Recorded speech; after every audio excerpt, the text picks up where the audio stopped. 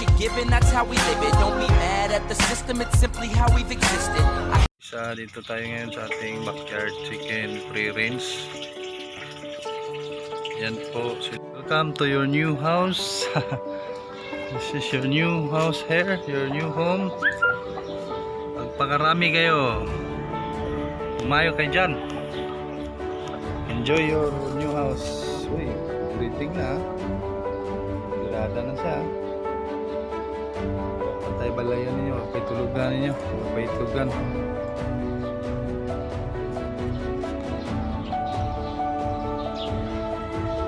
Sick na ano, yung pangontra sa mga sakit gaya ng sipon. Ang importante kasi na hindi magkasipon yung mga alaga nating manok. Is lang yan sa aking pananaliktik mga kapaks. So pakainin natin itong ano para natin yung tawag nito, itong door nito is mayroong password dito password dito. Ang password nito is 144. So hindi ka basta-basta makapasok dyan. So kailangan mag password ka muna sa door. Yan, hagis na muna natin yung pagkain para hindi pa tayo nakagawa ng ano, ng kainan nila, kaya hagis muna natin yan dyan. Ayan, dalawa lang kasi sila, bukas lagyan natin ng pagkain yan, ay yung lalagyan ng pagkainan nila. Ayan, tama na yan sa kanila, kaya busog na yan, kanina pa yan kumakain.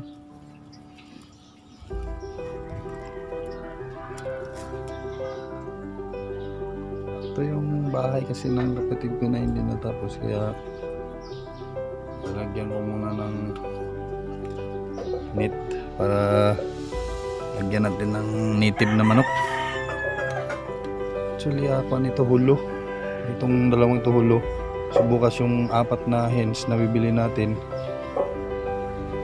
native talaga yun sa pinsan ko. Order muna, in-order ko pa. Huhulihin pa yung mamayang gabi. So while papakain tayo, yan, magkakape muna tayo sa Starbucks. Starbucks yung lalagyan mga kabaks. So kape muna tayo, magkape. Yan sila mga kabaks, dalawa lang muna kasi order pa ako ng another 4 na hens para maging 5, isang laki. Madali pong dumami. Magsimula po tayo sa maliit na upo lang mga kapaks. Yan, ito yung pagkain nila, crack corn at saka ano, saka integra. Yan, bago pa lang, kararating lang kanina, kaya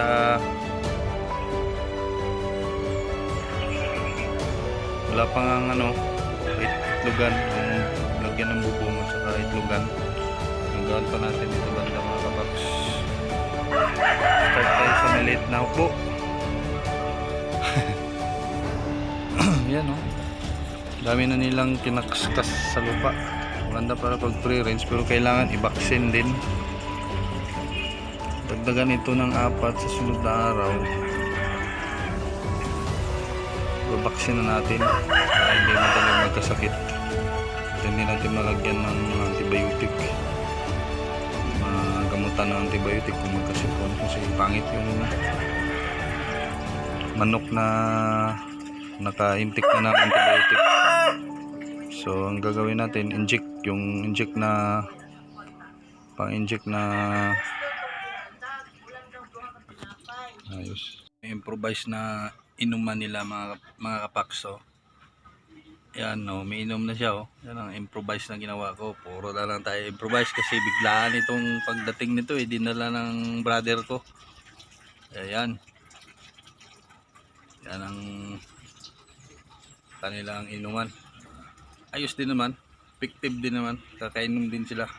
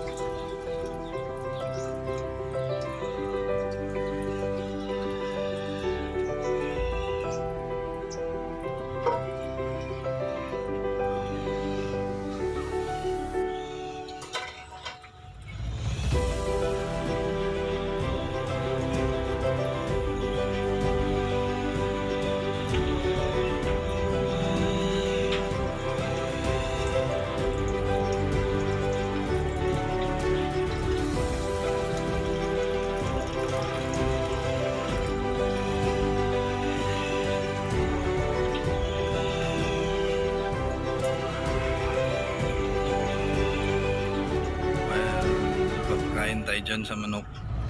Yan. Gusto nila yung pagkain nila. Okay na lang.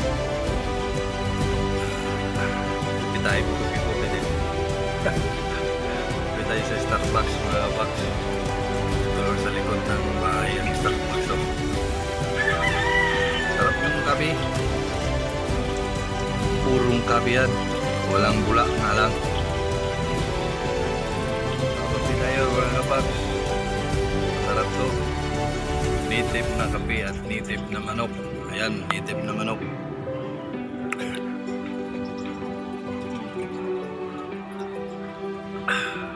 Delicious. Very delicious. It's come from pure coffee.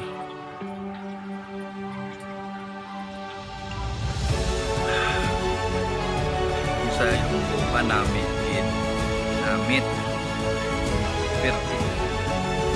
Muna mga kapaks, sa ngayon na bukas sa susunod ng mga araw mag-update tayo kung malagyan na ng kanilang bubong yung ipaitlogan nila, tsaka yung sa pagkainan mapix natin yung ano na yan, yung kanilang ringing ito, pins, kanilang bahay, ang kanilang bahay mga kapaks.